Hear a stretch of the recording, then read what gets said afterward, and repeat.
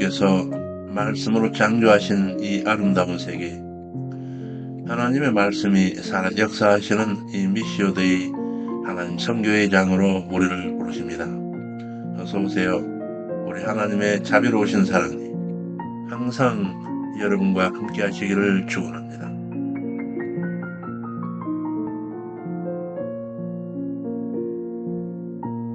제 카페입니다. 왼편 카테고리에서 제2편 제사장나라 수립, 제2장 제사장나라 주권, 제3절 준법 훈련, 이는 민수기인데 민수기는 총 7강의로 정리하여 살펴보겠습니다. 오늘 강의는 128번 자료, 이는 창세기로부터는 제42번째 강의요.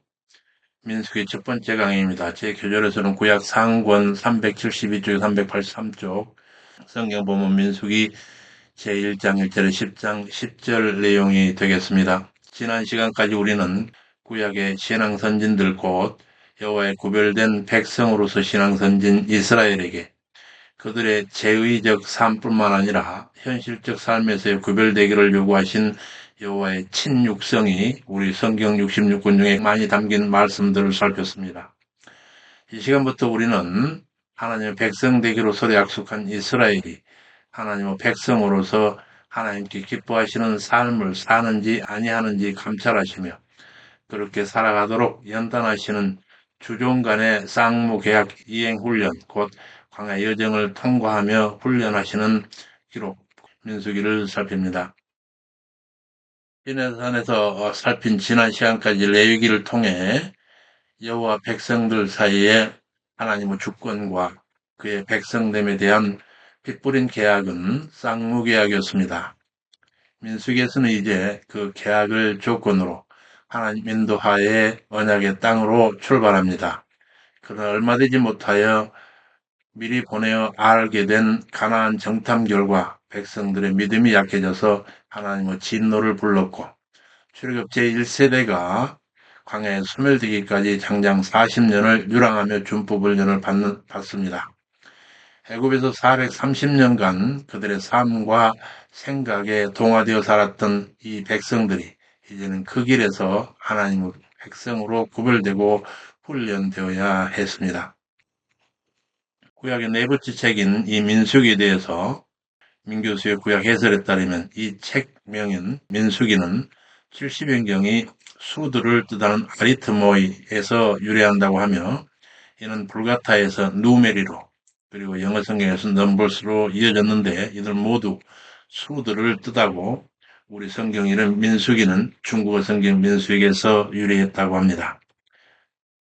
히브리어 성경에서 이는 부미드바르인데 이는 민수기 제1장 1절의 네 번째 단어 광야에서라고 하는 히브리어 부미드바르 곧 in the wilderness를 뒤에 따른 것입니다.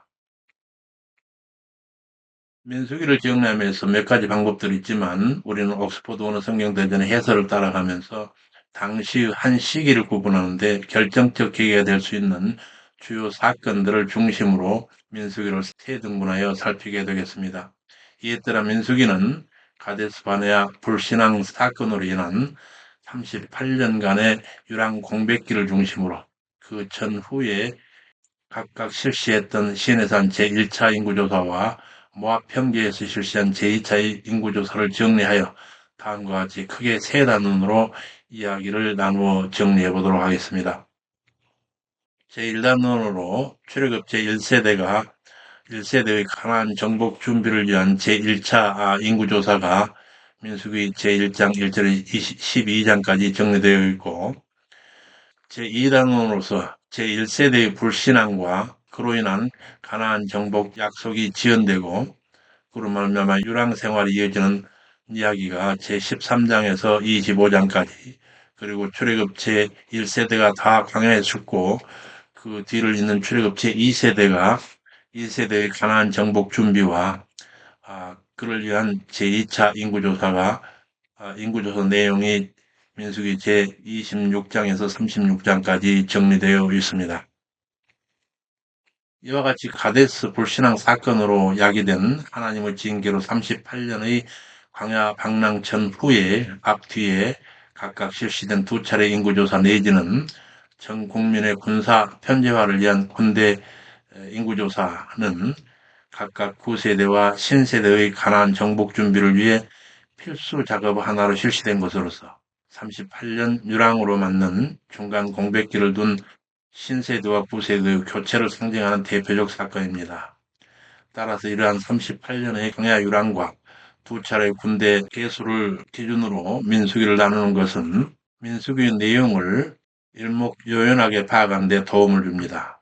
뿐만 아니라 전날 시내산에서 하나님의 선민이요 하나님의 군대로서 가나안을 향한 본격적 정복 행군의 첫 출발을 내디뎠던 구세대의 희망, 그러나 저 유명한 가데스 바네아 사건으로 인한 구세대의 전멸이라고 하는 징계 선포와 이로써 38년의 유랑생활, 그리고 마침내 하나님의 인도로 출애굽 신세대의 재등장과 그 신세대를 위한 새로운 가나안 정복 준비라고 하는 민수기 중심 주제까지 자연스럽게 도출되고 있습니다.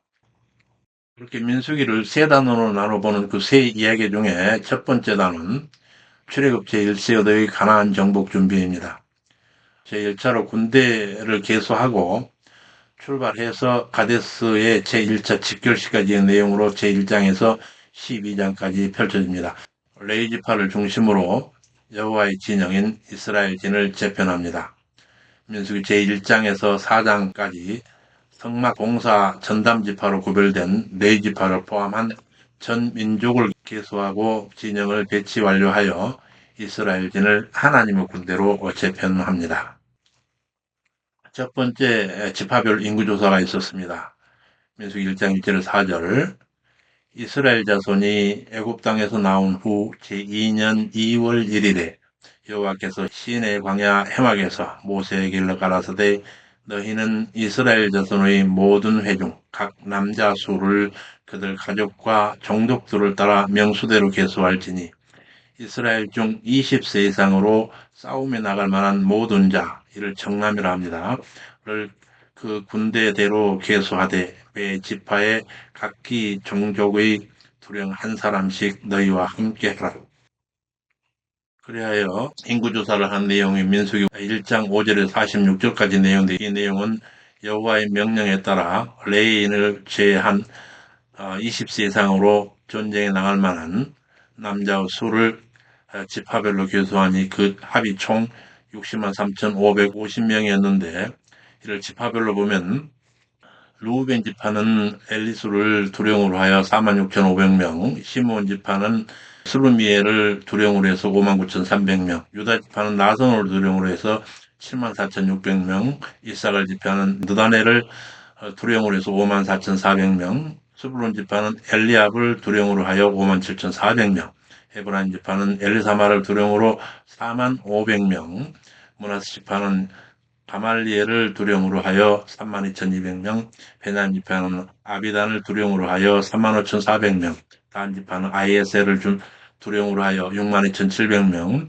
아셀 지파 바기엘을 두령으로 하여 41,500명, 갓 지파는 엘리아삽을 두령으로 하여 45,650명, 납달리 지파는 아히라를 두령으로 하여 53,400명, 이렇게 해서 총 그 합이 63,550명이었습니다.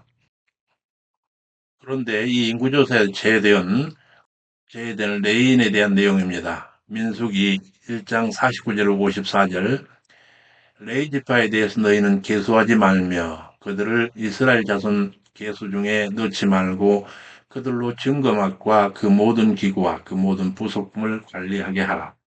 그들은 그 장막과 그 모든 기구를 운반하며 거기서 봉사하며 장막 사면에 진을 치며 장막을 운반할 때는 레인이 그것을 걷고 장막을 세울 때도 레인이 그것을 세울 것이요 외인이 가까이 오면 죽일지며 이스라엘 자손은 막을 치되 그 군대대로 각 그 진과 기 곁에 칠 것이나 레위인은 증거막 사면에 진을 쳐서 이스라엘 자손의 회중에게 진노가 임하지 않게 할 것이라. 레위인은 증거막에 대한 책임을 지킬지니라 하셨습니다. 이와 같은 직무로 성막에서 수용 들어야 하는 레위인들은 백성의 진편성을 위한 인구조사에서 제외된 것에 대해서 옥스퍼드가 해설하고 있습니다. 각주 793번입니다. 하나님께서는 민족의 생사를 건 전투를 앞에 두고도 레위 지파만큼은 군대 편성을 위한 계수에서 제외시키셨습니다. 백성들이 감당해야 할 전쟁의 임무도 중요하지만 레위인들이 맡은 사명은 그보다 더 중요하다는 것을 말씀하신 것입니다. 이것은 하나님의 일을 담당하는 것이야말로 개인과 민족 운명을 결정짓는 가장 중요한 것임을 말해주고 있습니다. 우리 성도가 바로 그 레위 지파입니다. 그러므로 썩어져가는 이 세상 속에서 하나님의 거룩한 자로서 세상의 빛이 되고 세상을 향하여 복음의 깃발을 높이 쳐들 선지자로서 자신의 사명의 중요성을 깨닫고 긍지와 보람을 가지고 나아가는 성도들이 되어야겠습니다. 그렇게 조사한 수요로 진을 편성하게 되는데 본문으로 돌아가서 그렇게 조사한 60만 3,550명을 군대를 편성하는데 그 진을 이 진 편성에 대한 내용이 동쪽에서 시계 방향으로 돌아가면서 기록하고 있습니다. 먼저 동편입니다. 위쪽이 북쪽, 동쪽, 이 아래가 남쪽, 왼쪽이 서쪽, 북, 동, 남, 서. 그래서 여기서 먼저 동편, 이 동쪽은 유다 지파를 선입 지파로 해서 유다 길을 기준으로 하여 유다, 이사갈, 스불론 지파가 동편에 진을 치고 남편에는 루벤 지파를 중심으로 루벤 지파, 시몬 지파, 갓 지파가 남편에 진을 치고 서쪽에는 에브라임 지파 깃발을 중심으로 에브라임, 므낫세, 베냐민 지파가 서편에 진을 치고 북편에는 단지파 깃발을 중심으로 단지파, 아셀 지파, 납달리 지파가 진을 치되 동편의 유다기를 중심으로 18만 6,400명, 남편의 루벤 깃발을 중심으로 15만 1,450명, 중앙에는 보시다시피 회막이 레이 자손이 그 주위에 진을 치고 있는 회막, 그 성막이 있게 되고 서편에 이 서편은 에브라임을 중심으로 에브라임 깃발을 중심으로 10만 8,100명이 그리고 북편에는 단 깃발을 중심으로 15만 7,600명이 진을 치는 이와 같은 형태로서 도합 60만 3,550명 이스라엘 백성들이 진을 쳤습니다. 그런데 성막을 중심으로 레위 지파가 이렇게 그 주위에 진을 쳐서 이스라엘 백성들이 성막에 임의로 접근하지 못하도록 막고 있는 그런 형태로 진을 쳤고 이스라엘 12지파가 임의로 성막에 접근하게 될 경우는 죽이라고까지 그렇게 명하고 계시는 부분입니다. 근데 여기서 이 군대 개수하는 인구조사에서 제외되었던 그 레위인의 성격과 직임 그리고 그들의 수요를 조사하는 내용이 전개됩니다. 레위 지파는 해막에서 대제사장을 시정하고 대제사장의 하는 일을 돕고 해막은 모든 기구를 수직하며 지키며 또한 해막에서의 온 회중의 직무를 위하여 심화돼 그들을 아론과 그 자손에게 줄 것은 여호와의 소유이니 외인이 가까이 하면 죽임을 당할 것이라. 여기서 레인을 여호와 것으로 규정하신 말씀에 대해서 옥스퍼드가 해설하고 있습니다. 각주 794번입니다. 애굽 온 장자의 죽음에서 면제된 이스라엘의 초태생을 당신의 것으로 돌리신 여호와께서 장자 대신에 야고보 삼남 레이를 주권적으로 택하여 당신의 것으로 돌리신 것입니다. 이러한 하나님의 주권적 선택은 비단 과거의 레이 지파에만 국한됨이 아닙니다. 바로 오늘을 살아가는 그리스도인 즉 우리 모두가 레이인들처럼 미리 선택된 자들에 해당됩니다. 하나님께서 우리들을 만세 전부터 택하신 것은 레이인들이 그랬던 것처럼 바로 우리들이 생활 속에서 하나님께 영광 돌리는 삶을 살게 하기 위해서였습니다. 그래서 본문으로 돌아가서 그들을 아론과 그 자손들에게 줄 것은 여호와의 소유이니 외인이 가까이 하면 죽임을 당할 것이라. 그리고 레인의 수요 1개월 이상으로 계수하니 도합 22,300명이었더라고 기록하고 있습니다. 레인의 생후 1개월 된 숫자를 조사한 데 이어서 이번에는 생후 1개월 이상 된 이스라엘 백성 전체의 초태생을 조사하겠습니다. 민수기 3장 38절에 43절. 여호와의 명을 쫓아 레인을 각 가족대로 계수한 즉 1개월 이상 남자의 수요가 2만 2천 명이었더라. 여기서 이 수요 2만 2천 명에 대해서 바로 직전에 가족별로 계수했던 레인 수요가 2만 2,300명이었는데 이와 같이 다른 수치를 보인 까닭에 대해서 옥스퍼드 해설하고 있습니다. 각주 795번. 하루에 레인의 자손 수 2만 2,300명보다 본문 2만 2천 명은 300명이 적습니다. 이는 속전을 정산하는 관점에서 레위 족속의 장자들의 수도 다른 지파의 장자들처럼 하나님께 이미 속함을 받아야 할 존재들이기 때문에 그 장자들로 다른 지파의 장자를 대신할 수 없기 때문에 총수에서 뺀 것으로 보입니다. 그래서 본문으로 돌아가서 여호와께 이르시되 또 여호와께서 또 이르시되 이스라엘 자손 처음 난 남자를 1개월 이상으로 다 계수하라. 이스라엘 자손 중 모든 처음 난 자 대신에 레인을 내게 돌리고 또 이스라엘 자손의 가축 중 모든 처음 난 것 대신에 레인의 가축을 내게 돌리라. 모세가 여호와의 명하신 대로 이스라엘 자손 처음 난 자를 계수하니 1개월 이상으로 그 수가 총 22,273명이었더라. 이스라엘 백성 전체의 장자 수가 22,273명 뿐이라고 한 이 부분에 대해서 옥스포드가 또 해설하고 있습니다. 각주 796번입니다. 여기서 이스라엘 자손 처음 난 남자가 10개월 이상으로 22,273명 뿐이라고 했습니다. 그런데 제1차 조사에서 개수된 20세 이상 장정만도 60만 3,550명이었습니다. 그렇다면 매우 보수적으로 가족당 아들 10명씩 기준으로만 추산해 보아도 백성 전체의 장자는 대략 6만여 명이 되었을 것이고 다시 1개월에서 20세 미만의 장자까지 합하면 초태생의 수는 그보다 훨씬 더 많았을 것입니다. 그런데 여기서 22,273명 뿐이라 한 것은 아마도 성막 건축 비용을 봉헌할 때에 생명을 속전으로 들였던 20세 이상 백성들은 그때 이미 계산되었으므로 여기서 거듭하여 부과하는 것을 피하기 위해서 나머지 수요만 계산한 것으로 보입니다. 그렇게 조사한 결과 레인의 수를 초과한 이스라엘 백성 초태생에 대한 그 속전을 정산하는 내용이 전개되는데 민수기 3장 44절에서 51절입니다. 자손 중 모든 처음 난 자 대신에 레인을 취하고 또 그들의 가축 대신에 레인의 가축을 취하라. 레인은 내 것이니라. 나는 여호와니라. 이스라엘 자손의 처음 난 자가 레인보다 273명이 더한즉 이를 속하기 위하여 매 한 사람당 5세겔씩 취하되 성소에 세겔대로 취하라. 한 세겔은 20계라니라. 그 더한 자의 더 많은 자의 속전을 아론과 그 아들들에게 줄 것이라. 모세가 레인으로 대속한 이외의 사람에게서 속전을 받았으니 곧 이스라엘 자손의 처음 난 자에게 받은 돈이 성소의 세겔대로 1365세겔이라. 이 속전을 여호와 말씀대로 아론과 그 아들들에게 주었더라.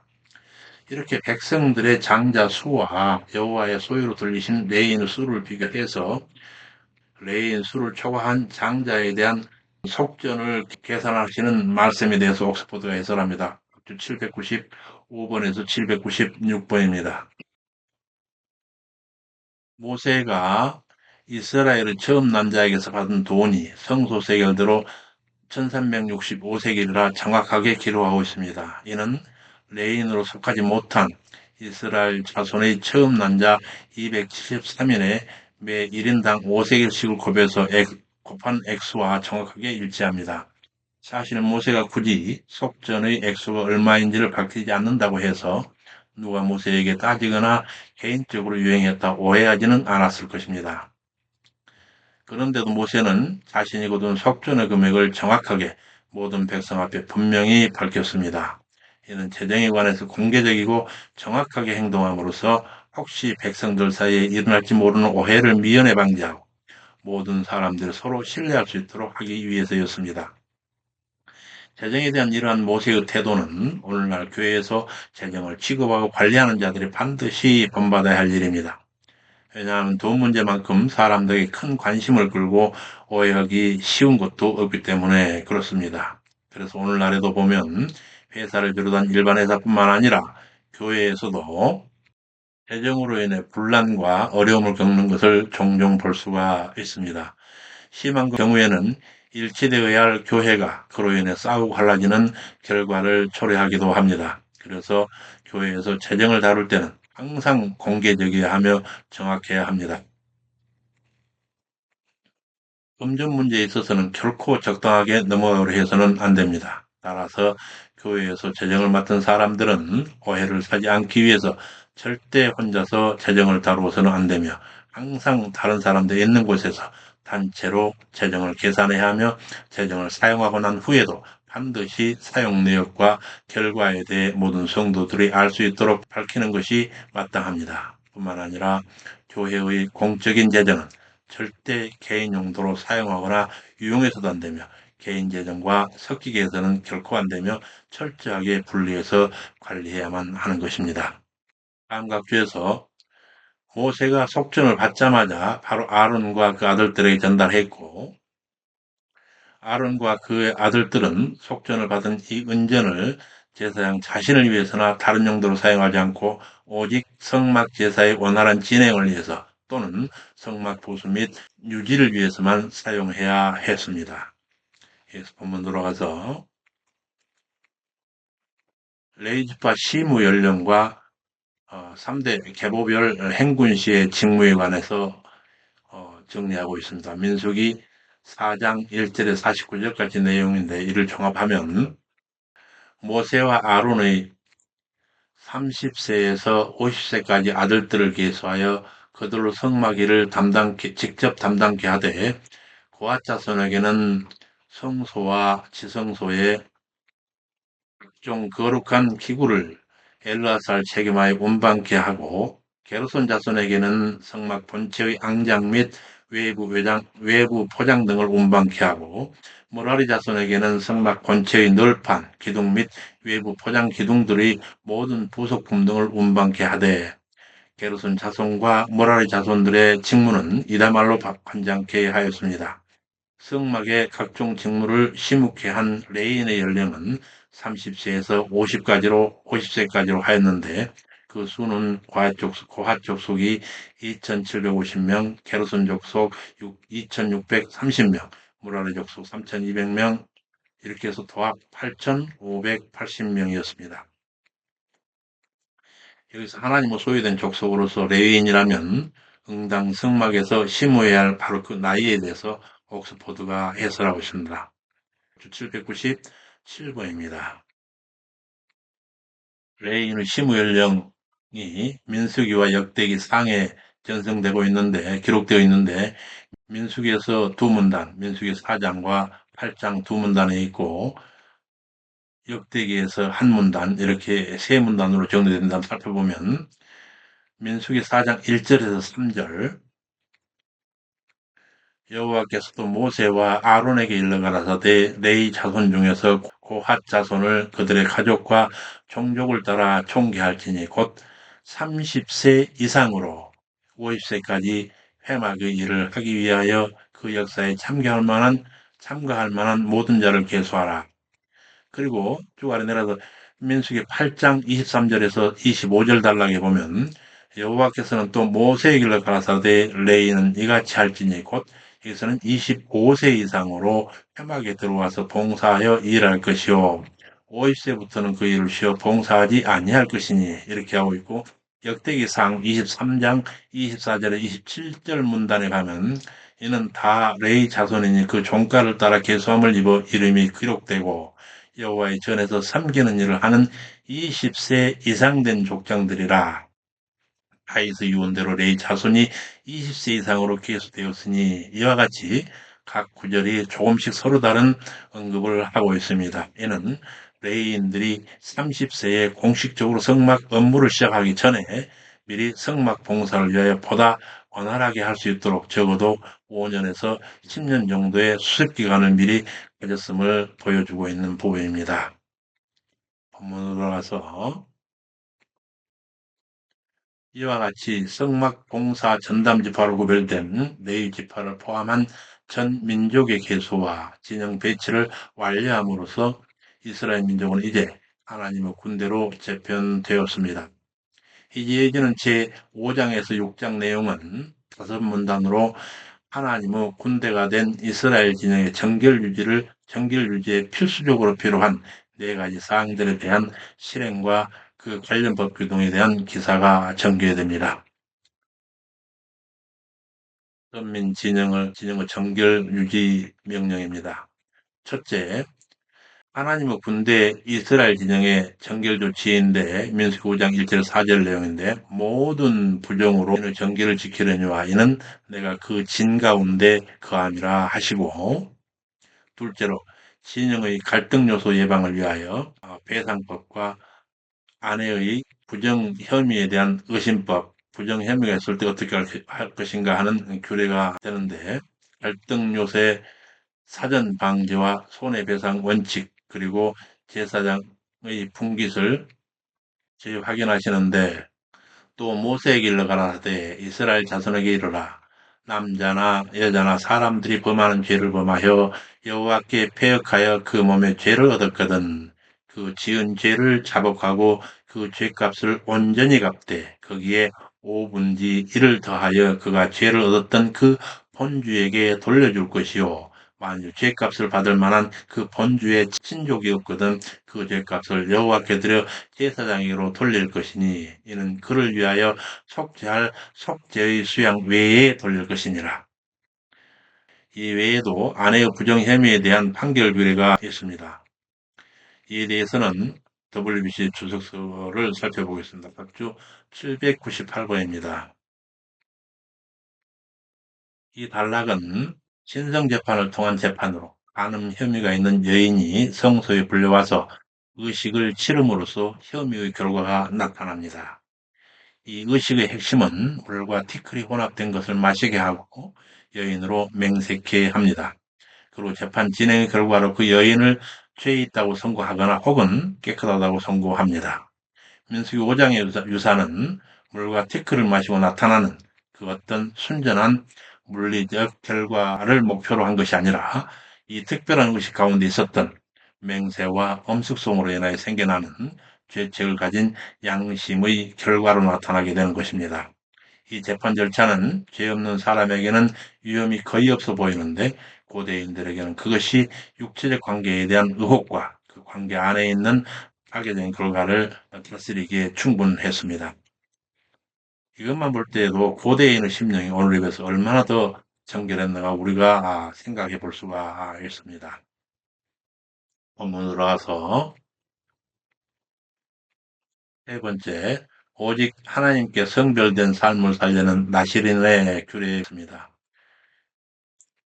나시린의 서원과 그 기간 정결을 유지하러 가는 규례입니다. 민수기 6장 1절에서 8절 남자나 여자가 특별한 서원 곧 나시린의 서원을 하고 자기 몸을 구별하여 여호와께 드리려거든. 첫 번째, 포도주와 독주를 멀리하며 포도주의 초나 독주의 초를 마시지 말며 포도즙도 마시지 말며 생포도나 건포도도 먹지 말지니 몸을 구별하는 모든 날 동안에는 포도나무 솟아는 씨나 껍질이라도 먹지 말며 두 번째 그 서원을 하고 구별하는 모든 날 동안은 삭도를 도무지 그 머리에 대지 말라. 자기 몸을 구별하여 여호와께 드리는 날이 차기까지는 그는 거룩한즉 그 머리털을 길게 자라게 할 것이며 세 번째로 자기 몸을 구별하여 여호와께 드리는 모든 날 동안은 시체를 가까이 하지 말 것이요 그 부모 형제 자매가 죽은 때에라도 그로 인하여 몸을 더럽히지 말 것이니 이는 자기 몸을 구별해 하나님께 드리는 표가 그 머리에 있음이라. 그런데 만약 규정이 위반돼서 나시린에게 부정하게 됐을 때 그걸 정결하는 규례가 정리되어 있습니다. 민수기 6장 9절에 12절입니다.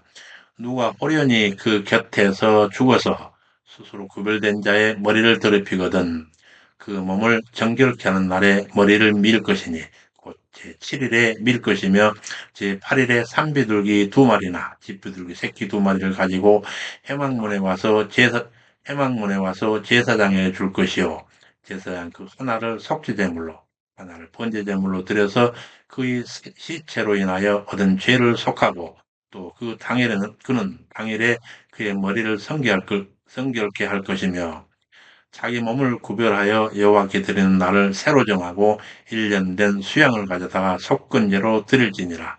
자기 몸을 구별한 때에 그 몸이 더럽혔거든 지나간 날은 무효니라. 여기서 여호와께서 서원하여 나시린이 된 자가 부정하게 된 경우 그 부정을 속하게 하는 이 정결규례에 대해서 옥스퍼드 해설하고 있습니다. 각주 800에서 801번입니다. 어른 중에 시체 가까이에 부정하게 된 나실은 자기 머리를 모두 밀어버렸습니다. 그럼에도 속죄제를 드린 후에 그의 머리를 다시 성결케 해야 한다는 사실은 나실의 성결은 자기 몸을 구별하는 제7일에 단순히 머리를 미는 행위를 통해 온전히 이루어지지 않았음을 알 수 있습니다. 궁극적인 죄 용서와 성결은 오직 피 흘림이 있는 제사를 통해서만 가능했습니다. 이는 그리스도의 보혈의 공로에 의해서만 우리의 죄가 씻음을 받고 성결케 된다는 원리와도 일맥상통합니다. 다음각주에서 801번 이는 우리의 삶에서도 동일하게 적용되는 원칙입니다. 우리가 아무리 오랜 기간 하나님 뜻 안에서 성실하게 살아왔다 한다 하더라도 현재 하나님의 뜻을 어기고 더러운 죄악 가운데 있다면 지난 시간은 아무 소용이 없습니다. 한 점의 죄도 용납지 않으시는 하나님께서 아예 그 시간들을 무효화시켜 버리시기 때문에 그렇습니다. 그러므로 우리도 자신을 더럽힌 죄를 발견하는 순간 마음을 다해 통회하고 다시금 하나님의 거룩한 백성으로서 영육간의 정결한 삶을 살도록 다짐하며 노력해야 할 것입니다. 본문으로 와서 그렇게 서원이 완수된 후에 지금을 해제하는 규례에 관해서 얘기하고 있습니다. 이 나시린으로서 헌신들은 한시적이며 의식 절차와 함께 서원이 끝나면 나시린으로 하여금 정상적인 생활로 돌아가도록 하는 규정이 주어졌습니다.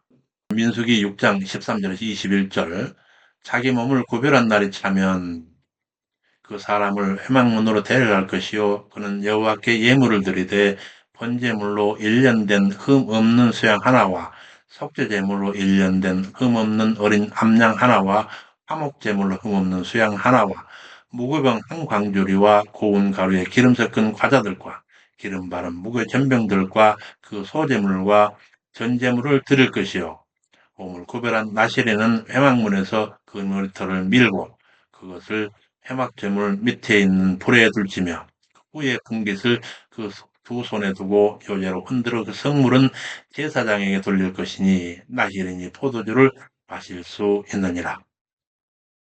이렇게 나시린으로서 서원 기간이 만료된 경우 그 서원의 해제에 관한 규례에 관해서 옥스포드가 해설하고 있습니다. 각주 802번입니다.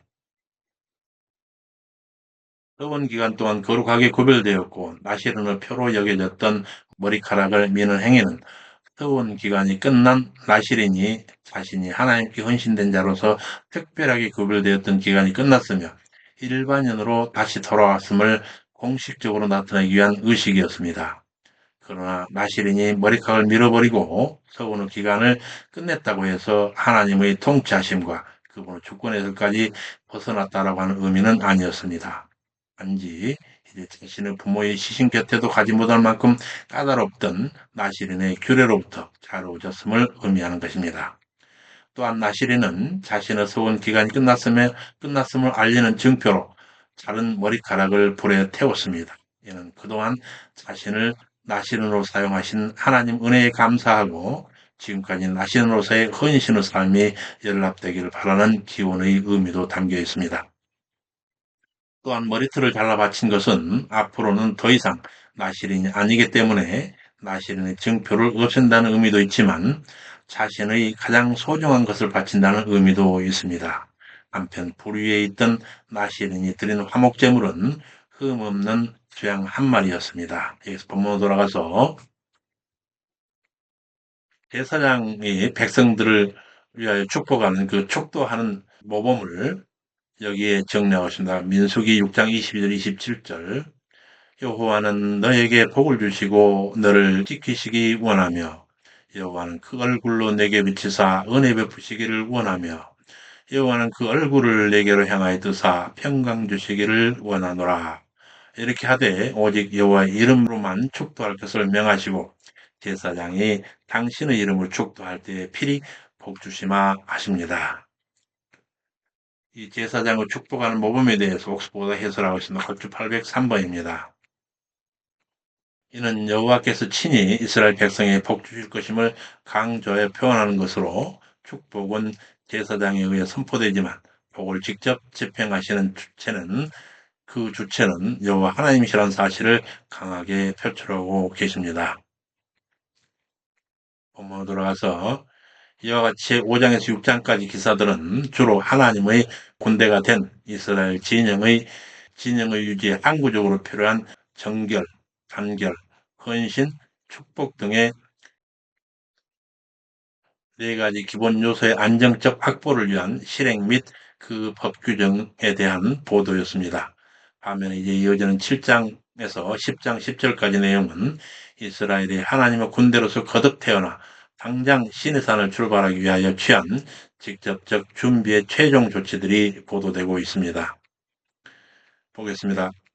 본격적인 행군 직전에 행한 일련의 최종 준비를 살펴보겠습니다. 성막 낙성 기념으로 12지파의 족장들이 예물을 하나님께 봉헌하는데 그 내용이 정리되어 있습니다. 성막 낙성을 기념하여 12지파 족장들이 단에 예물을 드리는데 족장들이 장막 앞에 드린 예물은 성막 운반기구를 드리고 기름을 발라 단을 구별하던 그날에 족장들이 단에 드린 예물과 차례로 봉헌한 내용에 대한 기록입니다.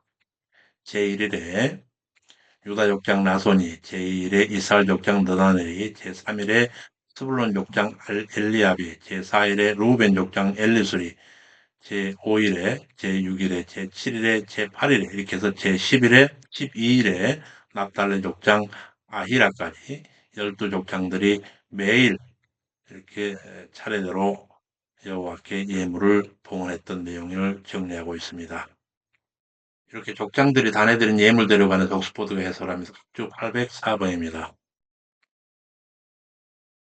여기서 거룩히 구별한 날이라 하는 것은 모세가 장막 세우기를 마친 바로 그날을 뜻합니다. 그런데 이후 기록된 12일간 곧 제2년 1월 1일부터 12일까지 성막 낙성기념 예물봉헌이나 또 번제단 기념 예물봉헌 그리고 제14일의 그리고 1월 14일, 6월절 준수 등은 사실 먼저 기록된 1장에서 6장까지에서 이미 살폈던 출애굽기 2년 2월 1일에 실시된 시내산 군대 개수와 그 이후 1년의 사건들보다 시기적으로는 먼저 있었던 일입니다.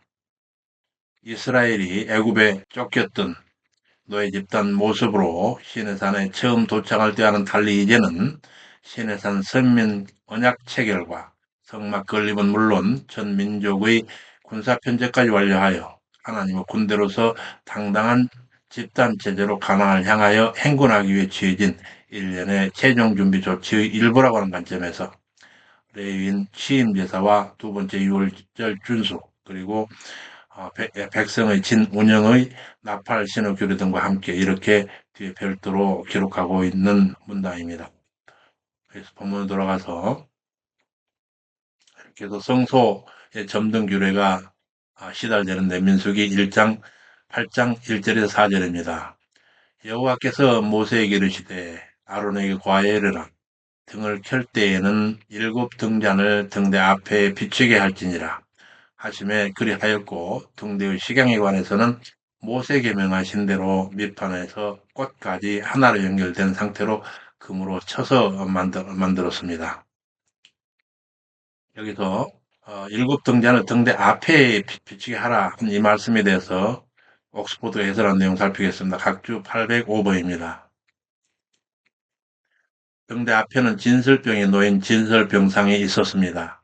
물론 등대의 빛은 우선 성소 안을 환하게 밝혀주는 역할을 했지만 이처럼 등대의 빛이 등대 앞을 비추어서 진설병을 향하도록 한 것은 1차적으로는 제사 활동을 원활히 하고자 함이었고 또 등대 앞에 배설되어 있는 질설병에 상징하는 바는 생명의 떡이신 예수 그리스도께서는 영적 암흑을 몰아내시는 생명의 빛이기도 하신 그런 의미를 함축하고 있습니다.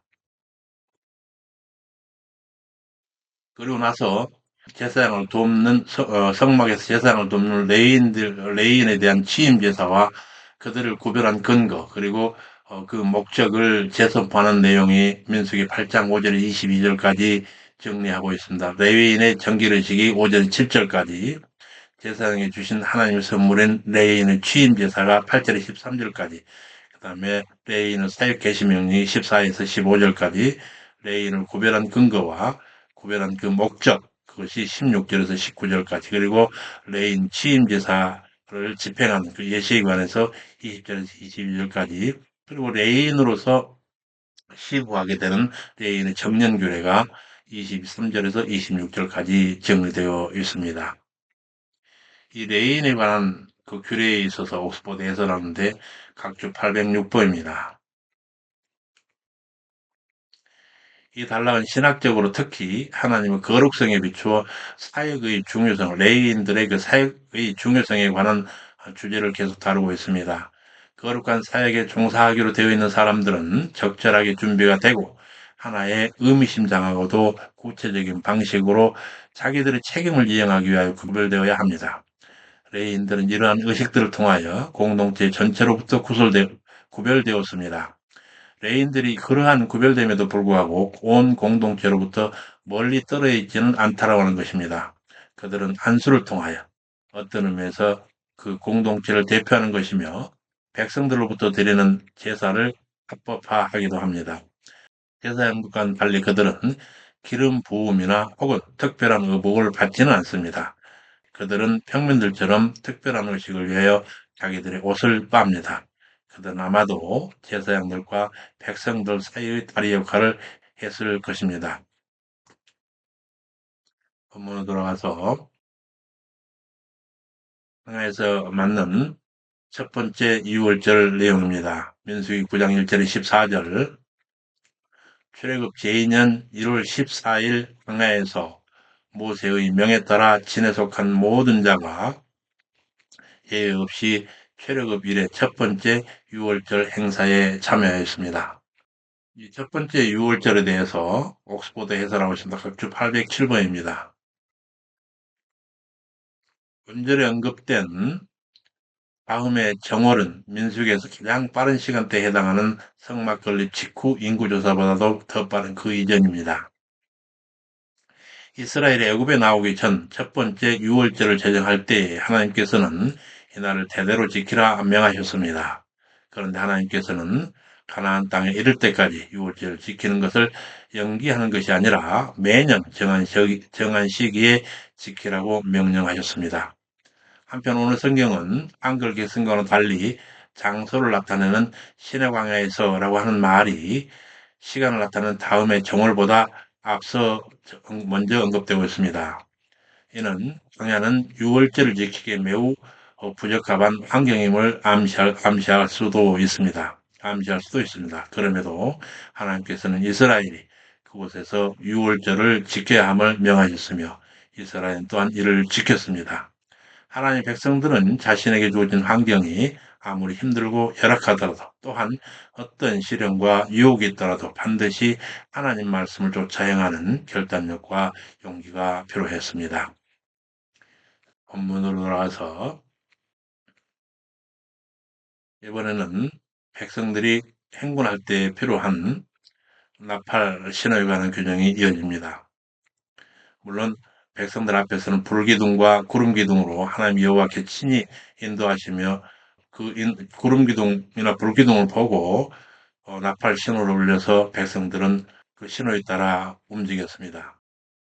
구름기둥의 인도를 따라 언약의 땅으로 발행하는데 하나님 인도하심의 표정인 구름기둥의 거동에 따라서 인간의 지도력에 반응하는 나팔 신호가 울리면 출발하는데 아론의 자손 제사장들이 부는 언나팔 신호에 관한 규례와 그 신호에 따라 드디어 이제 행군이 가나안을 향하여 행군이 시작됩니다. 나팔 신호에 보면 언나팔 두 개가 동시에 뚜 이렇게 불면은 회막 문전의 회중이 모이라 하는 신호이고 언나팔 하나가 뚜 하고 불 때는 회막 문전에 족장이 소집하라 얘기가 되고 언나팔 한 개가 한 차례 뚜 하고 부르면 동편진들이 진행하고 언나팔 한 개가 두 번째로 다시 불면 남편진들이 진행하고 나팔 두 개가 불면은 동시에 불면은 다시 적진으로 진격하는 것인데 진행하는 것은 전부 진행 신호를 바이브레이션을 넣어서 울려부는 그런 신호였습니다. 나팔 두 개가 동시에 불면은 실하기, 절기, 월삭에는 번제와 화목제물을 위해서 불었습니다. 이렇게 우리는 이스라엘은 하나님의 백성이 되고 여호와는 이스라엘 하나님 되기로 하나님과 백성이 서로 약속한 계약대로 하나님 은혜 안에서 살면서 이스라엘이 과연 하나님의 백성으로서 하나님께 기뻐하시는 삶을 약속대로 사는지 아니 사는지를 감찰하시며 시험하시면서 그렇게 살아가도록 연단하시는 주종간의 쌍목의 이행 훈련으로서 약속 땅으로 가는 여정 중에 광야 여정을 시작하려는 행군 준비 내용을 오늘 살폈습니다. 다음 시간에는 행군 준비를 마친 백성이 드디어 약속 땅을 향하여 진군을 시작해서 시내 산을 발행하여 바란 광야에 이르기까지 그들이 하나님 앞에 보였던 여호와 경외 신앙에 대해서 살필 것입니다. 수고 많으셨습니다. 우리 주님의 자비로우신 은혜가 사랑하는 여러분 심령 위에 항상 함께해 주시기를 간절히 축원합니다. 감사합니다. 샬롬.